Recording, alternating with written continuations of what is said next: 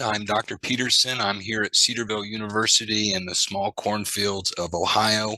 My main job here is I do personal training, I do strength and conditioning, and I teach our students here about the essentials, importance of regular exercise. So I couldn't ask for a better segue or introduction than our last two presenters on talking about how nothing is going to replace sound nutritional strategies and exercise for an effective way of weight management and weight loss. So that's what we're going to be talking about next.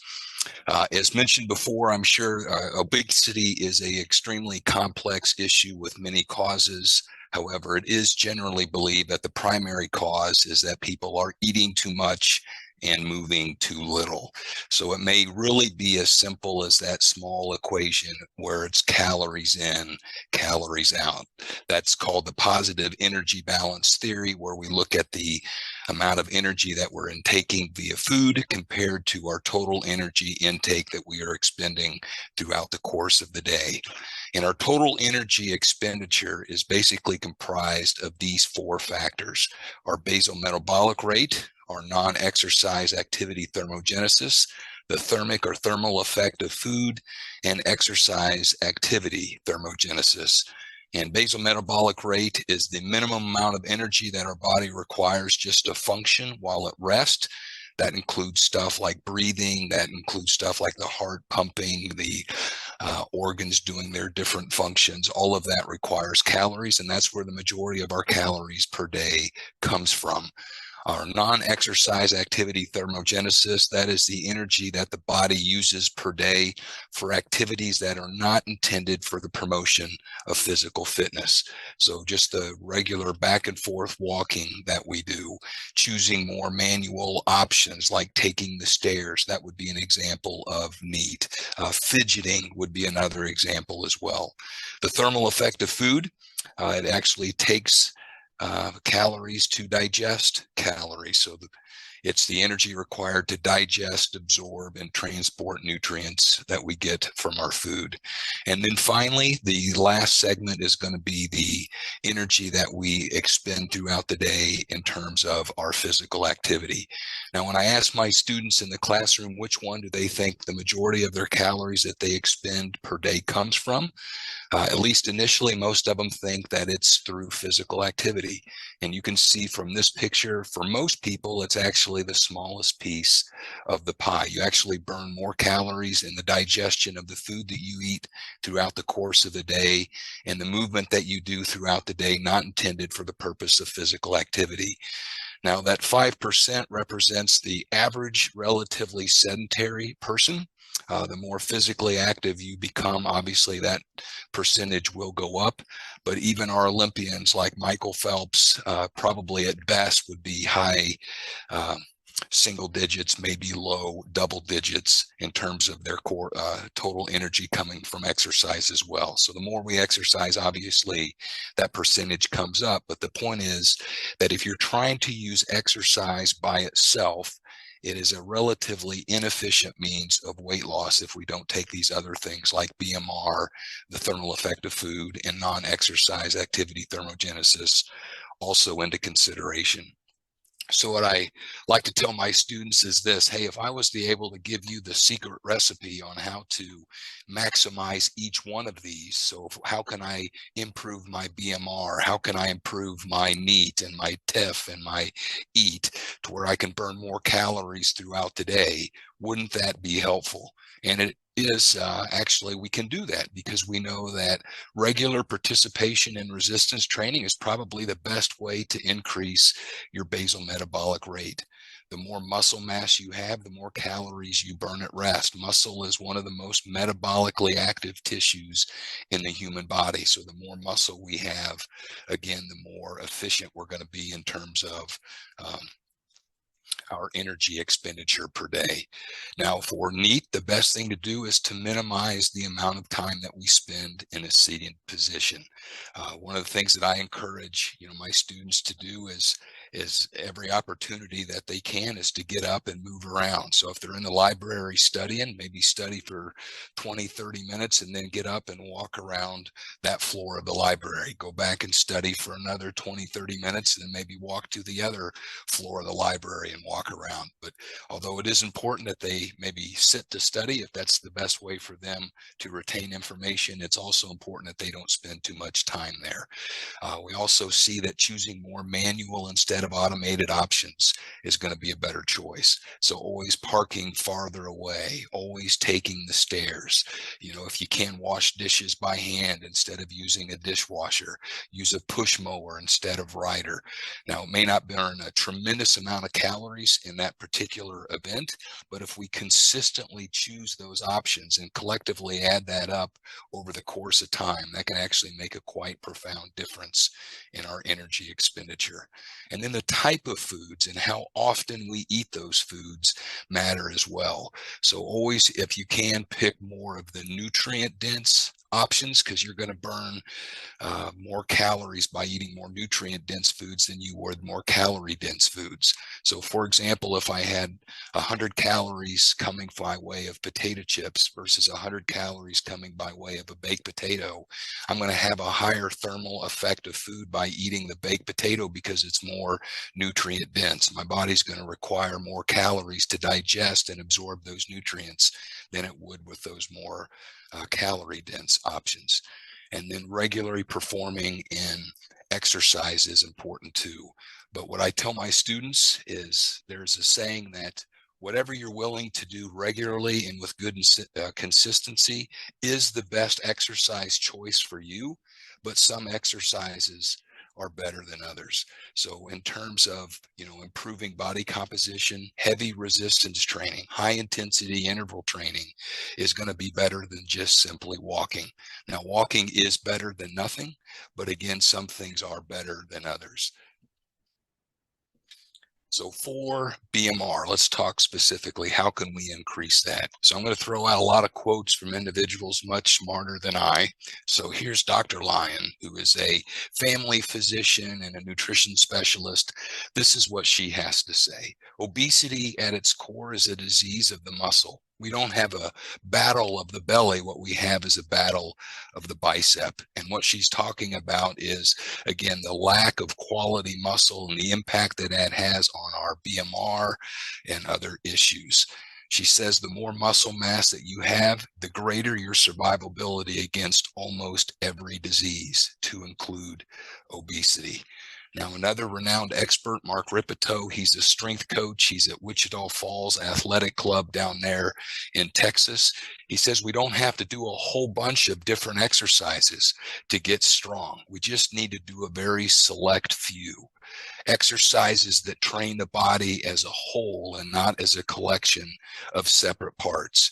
And what Mark Ripito and a lot of other experts like him suggest is that we really focus on these compound exercises like the bench, the row, the squat, the press, the pull-up, if you can't do pull-ups, the lat pull-down, and the deadlift.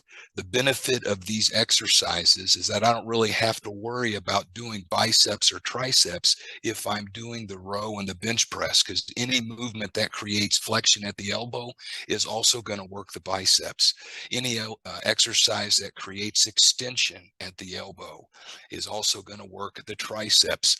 So by doing these compound lifts, you're literally training every single muscle in the group. It's in the human body. It's extremely time efficient. We're able to lift more weight. We're able to bear more load on our axial skeleton, which does wonders for our bone density and prevention of sarcopenia as we age. So why the compound exercises? Believe it or not, they are simple. I know a lot of individuals are intimidated to do these exercises, but basically we're asking you to do basic human movements with load. So there's nothing complicated about the deadlift. You are deadlifting every single day. If you're picking up a child or a grandchild, if you are picking up a laundry basket off the floor. Here in Ohio, we have hard water, so we're constantly picking up 44 bags of salt in order to put in our water softeners. You're deadlifting already. These exercises are just adding load to those movements. They're safe as long as, now some of it may require proper coaching and bar positioning and bar path, but it doesn't take long for most people to become proficient at these exercises because again, they're basic fundamental movements that we should be able to do as human beings. They're big multi-joint exercises. As I mentioned before, the deadlift by itself trains 80% of the musculature in the human body. So extremely time efficient. It's going to work our big muscle groups. They're going to train multiple joints in one exercise. They have a wide prescriptive window. I'm going to show you in an upcoming slide why body weight exercises and resistance band exercises may not necessarily be the best. For body weight exercises, it's really hard to get better because if your goal is to try to build strength, strength is done with heavy weight and low reps. Endurance is achieved through lightweight and higher reps. So if all I'm doing is body weight exercises at home, and as I get stronger over time, I'm adding more and more reps to a particular exercise, in theory, and by definition, I'm not getting stronger.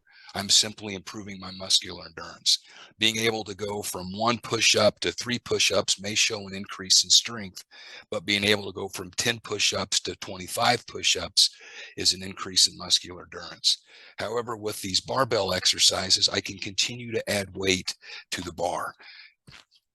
Wide prescriptive window. And regardless of what your goal is, if you're a competitive athlete or if you're a senior adult that's just trying to maintain basic function, through the later decades of life, all of these exercises have applicability regardless of your sport, your profession, your age, or your gender. They improve our ability to perform activities of daily living. As I mentioned before, all of us squat. We get in and out of a chair, we get in and out of a car, we get on and off of a toilet. All of us are deadlifting. We are picking things up off the floor. We are pushing things. We are pulling things every day. And these compound lifts are going to be able to allow us to do it safer, more effectively the older we get. Why barbell exercises? So I took this information from Dr. Sullivan and Baker's book called The Barbell Prescription, and you can see what his issues are with body weight resistance bands, machines, and free weights. Now I'm going to go back to my other statement. I took this from Harvard Medical School that, some exercise is always better than no exercise. And the right exercise for you is the one that you're willing to do consistently with good intensity. And if you don't have access to free weights, or truth be told that even if you did, that you wouldn't use them, then maybe the barbell exercises wouldn't be the best option for you, but they really are the best exercises for producing size and strength. So body weight can produce strength improvements up to a point. Like if I can't do a push-up and I train, now I can. Yes, I've improved strength. But as I mentioned before, going from 10 to 25 push-ups, that's improvement in endurance, not strength. So body weight exercises are quite limited in terms of what they bring to the table in terms of strength development. Resistance bands, I don't necessarily have as harsh of opinion on these as Dr. Sullivan and Andy Baker does. They say that they really aren't recommended for true strength training. They're gizmos, gadgets, gimmicks, and rip-offs, but there are problems with resistance bands. They don't provide any additional load. They just provide tension. So probably not the best option for bone density development if that's something that you are worried about if you're osteopenia or osteoporosis. osteoporosis. The other issue is that it's not giving you full tension throughout the range of motion. So a lot of times where we're our weakest is when we're in the most compromised position, and in those positions the bands have slack and aren't giving you any resistance. Where we're the strongest is typically towards lockout, and that's where we stretch the bands and we get the most tension. So yes, they can help improve strength to a point, but they typically strengthen our already strongest part of the range of motion. I am a big fan of machines, and we'll talk about later on when these might be beneficial. But the biggest issue with machines, number one, it might start you in a compromised position. For example, the chest press, you're in the most weakest position and the most compromised position for the shoulder joint, and that's where you're initiating the movement. The bench press is much safer because we start in the strongest position and then transition to the weakest position by starting the movement from the weakest position. The other thing is the machines are going to control our range of motion. So if our goal as we get older is to improve our balance and our stability, the barbell exercises is better because we have to control the range of motion with these exercises where machines do that for us. So truth be told, free weights probably are the best option for most people. If they have an injury or they don't have access or some things, and maybe we can look at some of these options, but they are typically the exception and not the norm for most people in terms of the exercises we should prescribe. Another expert, Mike Mincer, he won Mr. Olympia back in the day, at least the heavyweight, not the overall division. But he says machines don't allow the freedom of movement that the free weight exercises do. Plus, they don't develop power or neuromuscular coordination to the same degree that the free weight exercises do. So what about this NEAT, this non-exercise activity thermogenesis? So Dr. Kelly Starrett, he's a renowned author, he's a physical therapist, wrote a book called Becoming a Supple Leopard. This is what he says: the best way to avoid the negative effects that come from prolonged sitting is to get up and move every 10 to 15 minutes. This aligns with what I was talking about earlier when I tell my students that, hey, if you're studying in the library, right, get up about every 20 to 30 minutes. Dr. Starrett might recommend slightly more often than that. I also work with the faculty and staff here at Cedarville University. I'm going to bring that up a little bit later as well. And we did a seminar over the summer called Physical Activity and Healthy Living. And I was encouraging people that maybe on the hour, every hour, get up and try to walk for 10 minutes.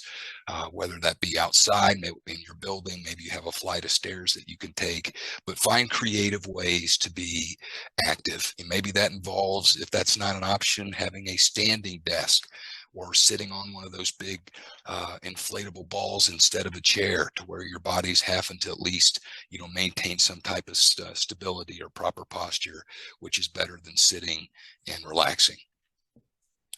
This is a chart that we show that what your health risk is associated with the amount of time that you spend in a seated position per day, as well as how much moderate to vigorous exercise you perform per day. So the worst individuals are going to be the ones that sit a lot and move very little. So that would be like our truck drivers. The individuals that are probably going to have the least amount of health risk is going to be the ones that spend very limited time sitting, but also spend a tremendous amount of time moving. That might be our walking mail people or mailman, the ones that aren't using the cars but are still walking by foot.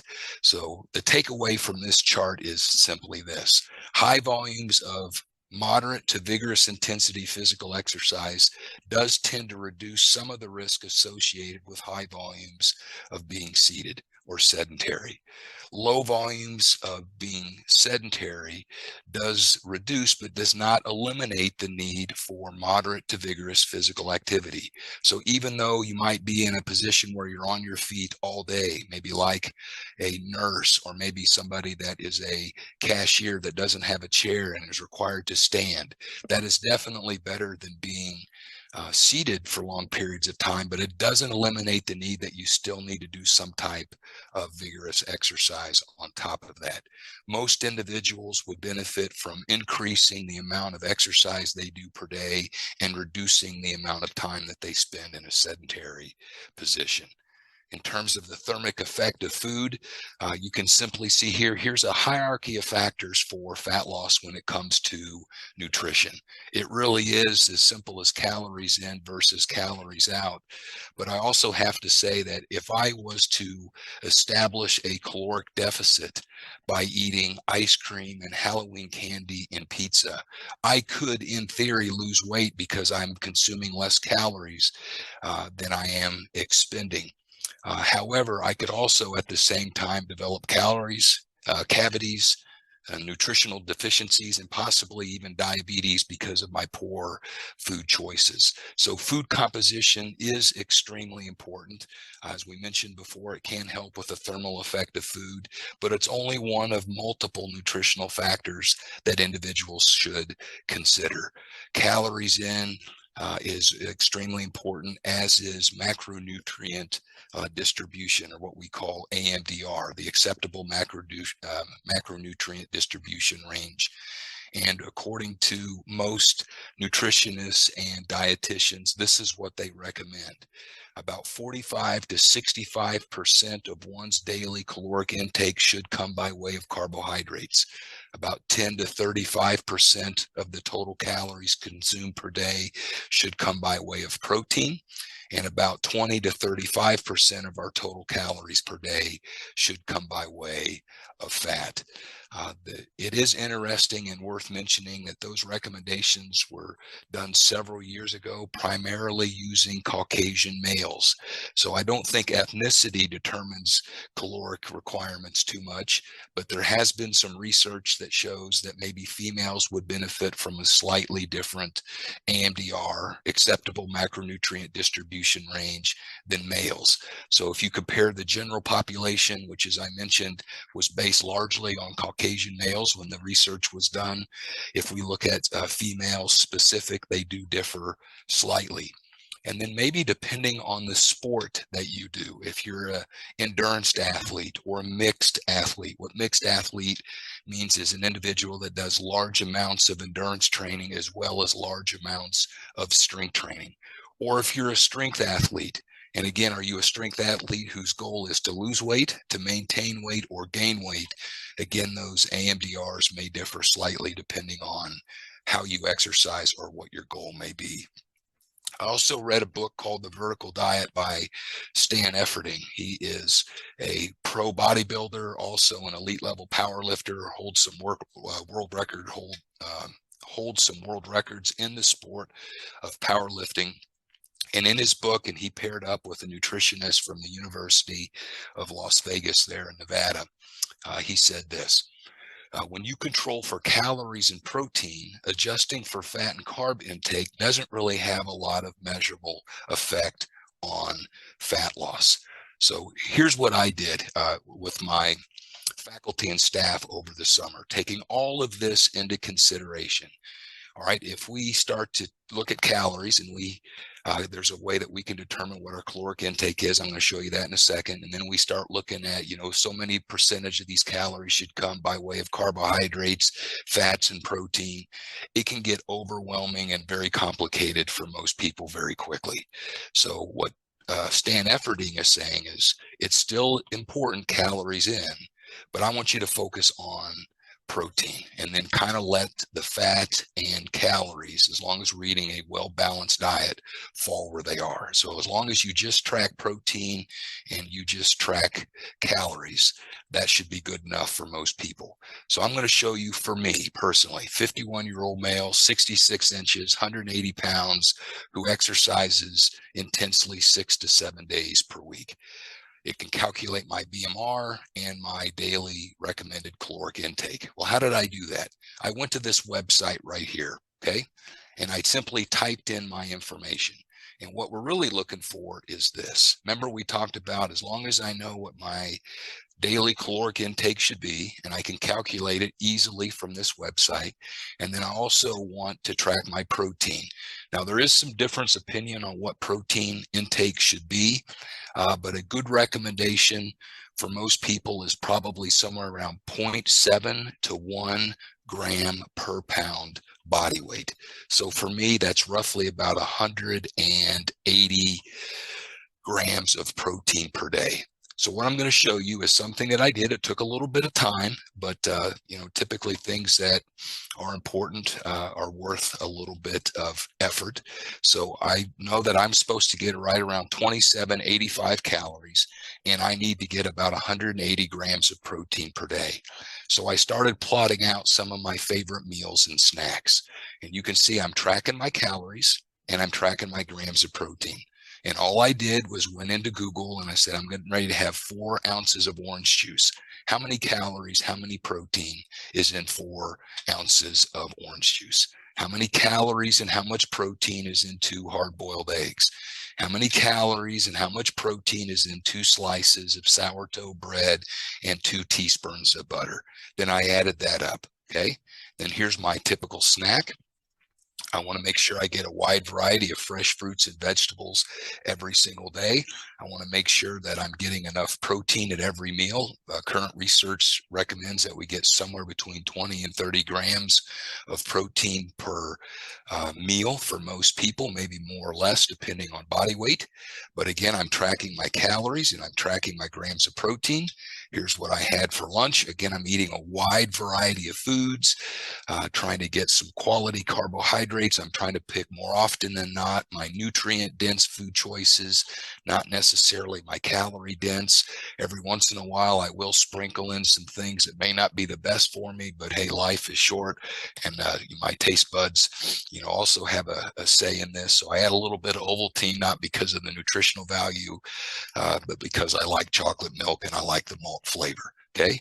Then for my next snack, I go with some Greek yogurt. I'm trying to make sure that I get, not only am I eating fresh fruits and vegetables, but I'm eating a variety of colors as well. I'm eating that rainbow. We've heard about that. So I'm getting those green vegetables in there, tracking again my calories and my protein.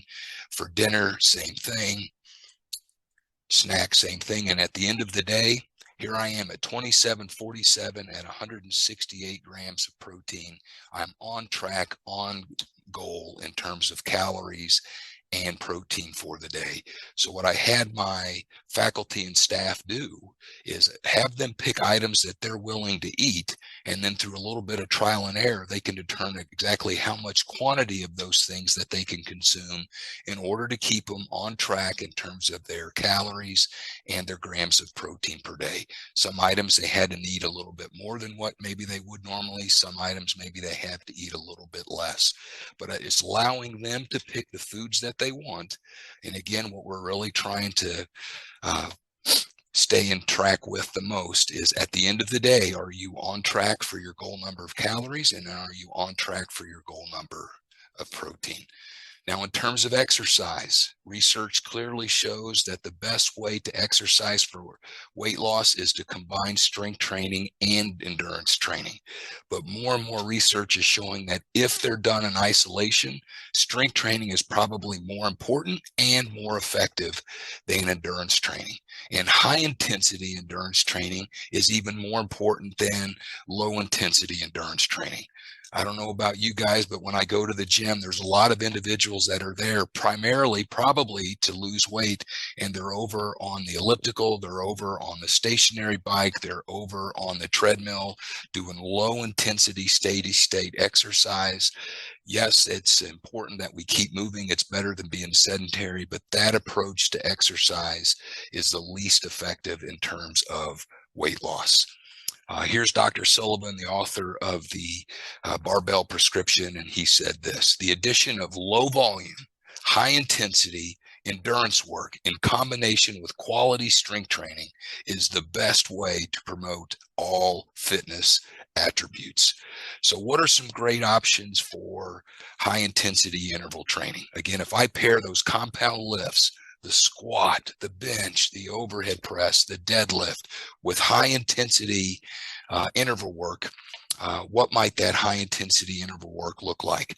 Well, again, he gives us some great options in his text: sled pushes and sled pulls, hill sprints, partner resisted sprints, The benefits to these things is that they're extremely time effective. I'm going to show you in an upcoming slide why walking, although is a wonderful exercise, I do it myself every single day. I don't do it for the purpose of improving fitness, and I don't do it for the purpose of promoting fat loss. I do it to prevent being sedentary, right? What I do to try to improve my cardiovascular fitness and to maintain my weight into my 50s and hopefully beyond is I do this high intensity stuff.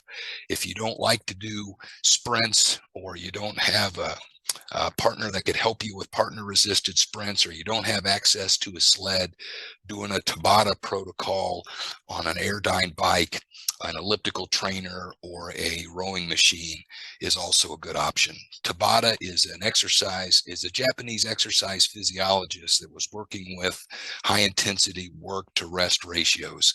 So for example, you would do 20 seconds of all out effort on the Airdyne bike, followed by 10 seconds of recovery. All out effort for 20 seconds, followed by 10 seconds recovery. And you would do that 3 to 5 times. That would be your first session. Take a couple minutes break and then do that whole thing 3 to 5 times. Again, the purpose and the benefit of high intensity interval training, it's really stressing, the cardiovascular side and improving cardiovascular fitness, but extremely time efficient. One of my new favorite HIIT workouts is that I'll walk on a treadmill at 15-degree incline at 3 miles per hour. Don't hold on to the handrails, and I do that for 10 minutes. It's an extremely challenging workout, very time effective. Not the best options. Again, still better than nothing, but going out for a 30 to 40-minute run, getting on the elliptical trainer for 40 to 60 minutes, exercise classes like Zumba and the old aerobics classes that we might be familiar with. Again, it's better than nothing, but probably not the best option for most people if their goal is to improve cardiovascular fitness, because the intensity is low so that the duration can be so long. So that's probably has a reduction in fitness, and it's not the best approach for fat loss either. Does it have to be HIIT? HIIT, as I mentioned, is extremely effective and time efficient. It's a great way to develop cardiovascular fitness, but it's not the only option. Low intensity steady state has also shown to have health benefits. Here we have Harvard Medical School saying walking is an effective way of losing weight, a great way to reduce blood pressure and cholesterol, to boost your memory, and as well as reduce your risk for certain metabolic diseases. But exercise physiologists has shown that because the intensity is so low, that your improvements in fitness is also minimal. And to keep in mind too, what current research would suggest, if I'm just going to walk for fat loss, for the average person, that means that you have to walk probably 12 to more thousand steps per day, which equates to about 5 to 7 miles, depending on your pace and your stride, which is a time requirement of anywhere between an hour and a half to 2.5 hours per day. That for most people is not a feasible option, whereas a 10 to 20 minute HIIT, even though the intensity is much higher, is more time efficient. I would rather do something that's hard for much shorter duration than something that's super easy for a much longer duration. And most of my clients, athletes, and students feel the same way. Research clearly shows that vigorous activity has more health benefits than low to moderate intensity. However, research also shows that frequency is just as important. So for example, we only have to do high intensity interval training 2 to 3 times per week, but that doesn't give us the right or give us the license to be sedentary on the remaining days per week.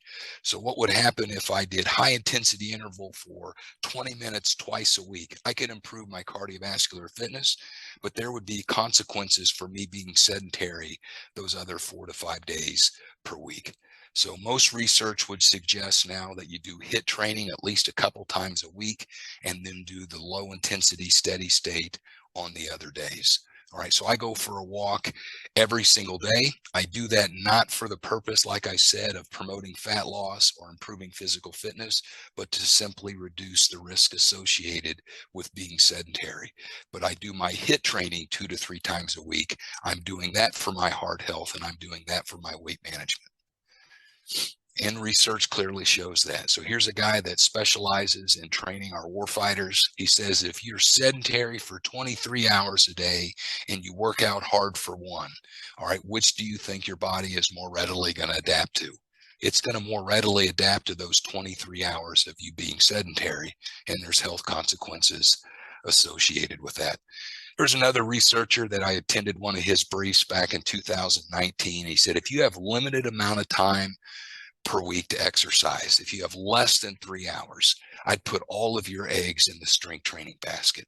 If you have between 3 to 6 hours per week to exercise, then I would still do my compound lifts and I'd sprinkle in some high intensity interval training. And then if you have more than 6 hours a week to exercise, now do all three. So ideally, we're doing something every single day. But I realize a lot of a lot of maybe your patients, a lot of your students, maybe your clients, they don't have that amount of availability. They have a very limited window in which they can exercise. So if I can only have time to do one thing, I would do the strength training. And I'm going to give you some sample exercise programs as recommendations. But here's Arthur Jones. What's fascinating about Arthur Jones is that he only has an 8th grade education, but he tested genius on the IQ test.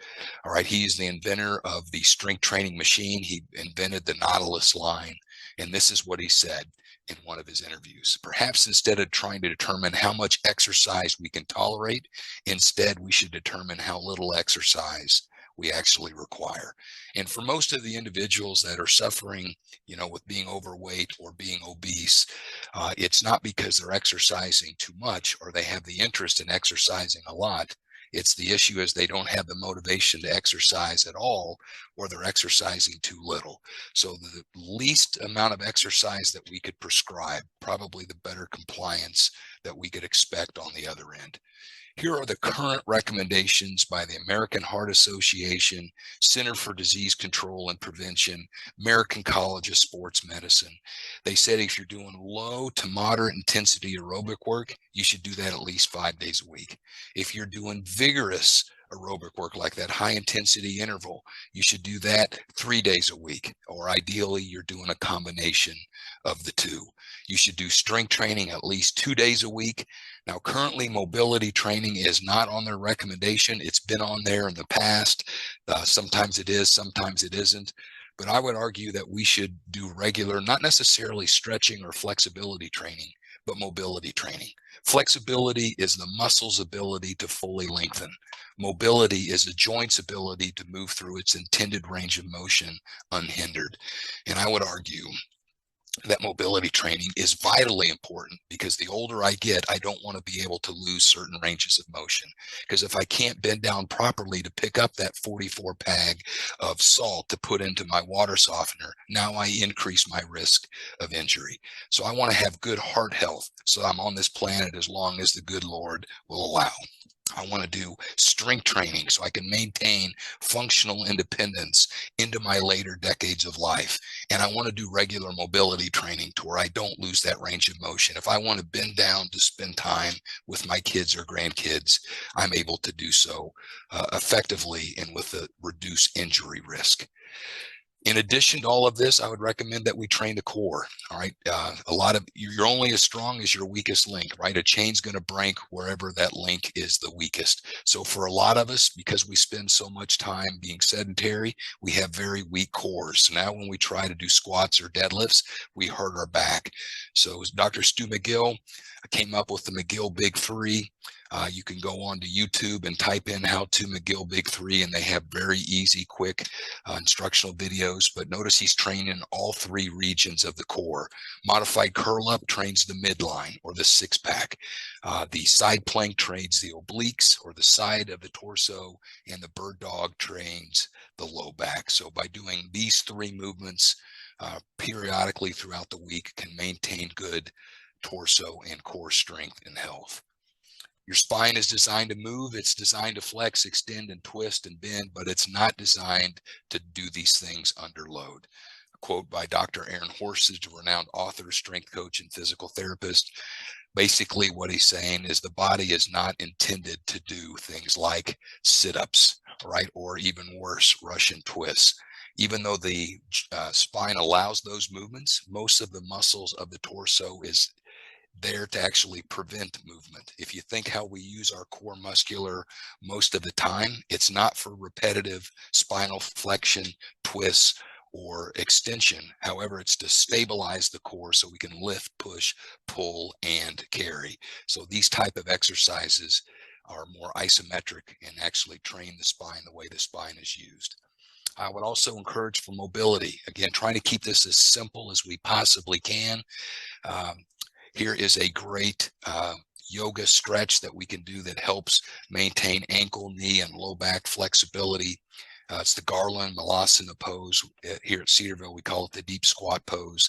So I do this on a regular basis. Here's the sample novice plan. Notice I have them doing something every single day. Even when I'm having them exercise, most of these workouts take 30 minutes or less. So we're just going to start off with the squat, the press, and the deadlift. Then I have them do the McGill Big Three, and then sometime later that day, maybe go for a 10-minute walk. A couple days a week, I have them doing some interval training, on a Airdyne bike or on a Concept 2 rower. And then as soon as they finish with that, they do the deep squat pose. This is a good plan for somebody that's been sedentary all the way up to 6 months. Here's a good plan for somebody that's been exercising regularly for 6 months up to about 2 years. Now I've got them strength training 3 days a week. Notice that the requirements goes up, but the exercises don't. So I'm still doing the same thing for the most part, but just a little bit more difficult in terms of my resistance training, in terms of my McGill Big Three, in terms of my high intensity interval, and even my low intensity steady state. And then here's an advanced program that individuals that have been training regularly for more than about 2 years. Again, it looks intimidating, but most of these workouts are completed in 40 minutes or under, and we're hitting all of the big pillars. Strength training, we're getting our mobility work, we're getting our endurance work, we're getting our high intensity, low intensity. And for assistance exercises, this is how you determine. All right, I don't necessarily prescribe bicep curls and tricep extensions to every single person, but for some I may. So how do I know which assistant exercises or which isolated or single muscle group or single joint exercises I should do? Here's a criteria that Dr. Sullivan recommends. Number one, you pick exercises that make your compound lifts better. For example, if you fail close to extension on the bench press, then do more tricep extensions, skull crushers behind the neck, tricep extensions, because that will strengthen the tricep, which will make you stronger in that lateral range of motion on the bench press. If you're failing on the deadlift the first few inches off the floor, maybe I would do stuff like leg curls, stiff-legged deadlifts, or back extensions to try to strengthen the hamstrings and low back to improve performance in that particular range of motion. If you can't do a particular compound lift, one of my clients has osteoarthritis in a hip and is in need of a hip replacement. So the squats and deadlifts are really off the table for him. So I do leg extensions and leg curls instead. I'm at least training the muscle that those movement patterns also train, even though he's not able to do those compound lifts. And then finally, maybe there's a particular attribute that you want. I was the strength coach for 2.5 years for the varsity women's volleyball team here. 2 of my graduating seniors were getting married shortly after graduation, and they asked if I would be willing to work with them to help tone their upper arms because they wanted to wear a sleeveless wedding gown. And I was happy to comply. So we did a lot of, maybe lateral raises, bicep curls, tricep push downs for those individuals, not because it met criteria 1 or 2, but because they were wanting their arms to look a certain way. And there was no vanity in that. Some additional strategies, we'll go through this quick. I'd keep junk food out of sight. So what I was telling my faculty and staff over the summer, Willpower is not an effective strategy for most people. Having something at home, eventually you'll give in and have it. Keep a food journal. In the last presentation, they said weigh yourself periodically. I totally agree with that as well. But if you're weighing yourself periodically and you're finding that you actually gained weight, you can go back and look at your food journal and figure out maybe maybe I should have had 1 cookie instead of 3 after dinner. When it comes to meals and snacks, have a plan. As I said, I'm tracking my calories every single day. And even if I'm going to go out to eat somewhere, I know exactly what I'm going to get before I go. There's no surprises. And that means if I'm going to be over my goal number of calories for a particular meal, I'm still going to get what I want, but I just eat less calories for the snacks and meals before that. When hungry, try to avoid our highly processed, calorie dense foods like our chips and our candy, because we can eat a tremendous amount of that. If we eat more quality nutrient dense foods like protein or drink water, that can help curb our appetite. And I'd recommend you weigh yourself regularly, maybe at least once a week, and then make changes as required. Some additional strategies: red light means these are things that you shouldn't do. Yellow light means things that you might want to consider, and green light is things that you absolutely should do. All right, in terms of red light, never have calorie intake go below basal metabolic rate. You know what your basal metabolic rate is. If you go back and use that website that we talked about earlier, it will calculate. So even if I'm wanting to create a calorie restriction, I want to be mindful that that calorie restriction never goes below my basal metabolic rate. That can wreak havoc on your metabolism and have serious long-term health consequences. Diets too low in calories can suppress leptin activity. It decreases the production of our good hormones, increases the production of the bad hormones. And research shows that excessive amounts of cardio training can be counterproductive. Doing a tremendous amount, high volume of endurance work can be catabolic to muscle tissue and can also increase cortisol production. It's been shown that elite level ultra endurance athletes have less bone mineral density and less muscle mass than the typical sedentary individual. Okay, so they have great heart health. They have small muscles and weak bones.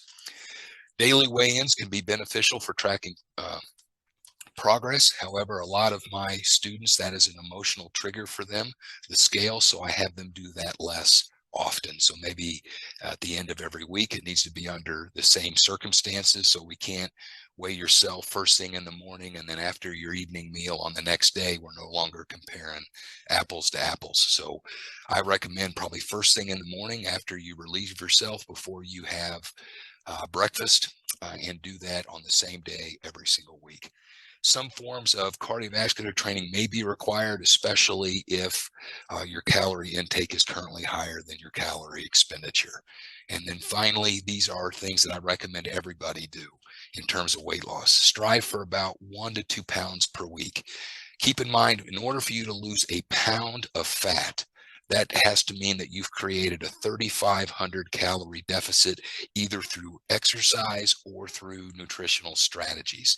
So if you're losing more than 2 pounds a week, that's more than 7,000 calories per day. Most people have not created that amount of a calorie deficit. So if there's any weight loss that is occurring, it's probably water or muscle or both. So a quality realistic is probably about 1 to 2 pounds a week at best. Anything more than that, it's probably not fat alone.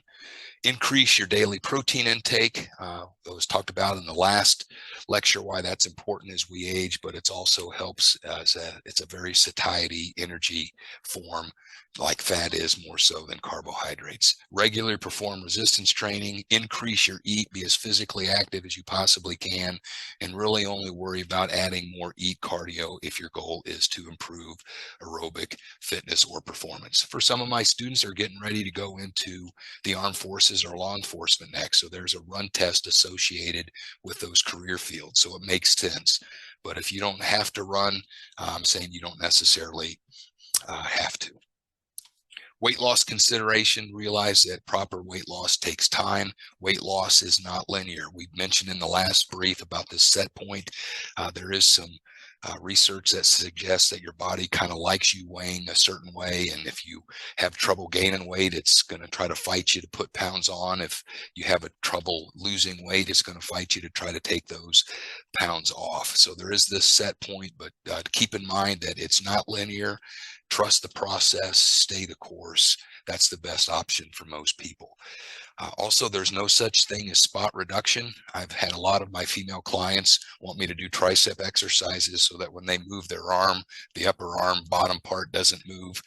The problem is that, or they want to do more sit-ups because they're trying to lose fat around their waistline. That's unfortunately not how it works. You're going to lose fat as a whole, and not all body fat is the same. Typically, our problem areas, wherever that may be, they have different fat receptor cells.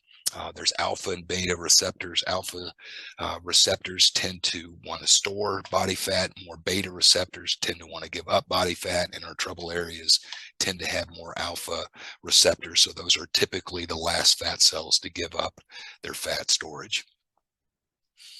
And then finally, don't judge results based off the scale, but judge based off the way clothes fit. I was working with a good friend of mine. Her name was Allison, up in Annapolis before I left the Naval Academy, and working with her for 6 months, she lost 13 pounds and was frustrated. But I said, Allison, you can't simply just go by the scale, because at the same time that she was losing fat, she was also doing quality resistance training and gaining quality muscle.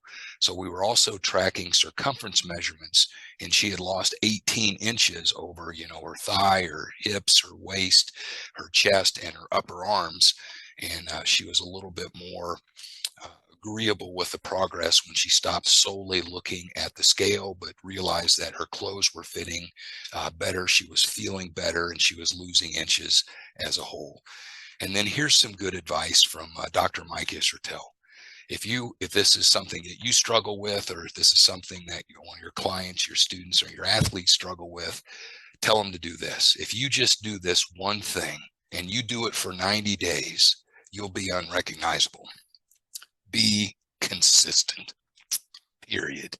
Every single day, period. And this is just one of my success stories. Like I said, over the summer, I worked with faculty and staff here at Cedarville University. This gentleman's name was Scott. He came in my office and we did some measurements. We did some body fat, waist circumference, all of this stuff. And just all he didn't take any drugs, just did mindful nutritional strategies like we talked about, did the different types of exercise that we talked about, and he made good progress. He lost weight. It's maybe slower than what he wanted, but he was heading in the right direction. I check in with him periodically, and as of 2 weeks ago, he's now currently under 215, the first time since high school. So this stuff isn't rocket science. It's relatively simple, but we just have to be intentional and we have to be consistent. Here's some references, and then I'll go ahead and open it up for questions, assuming we have time.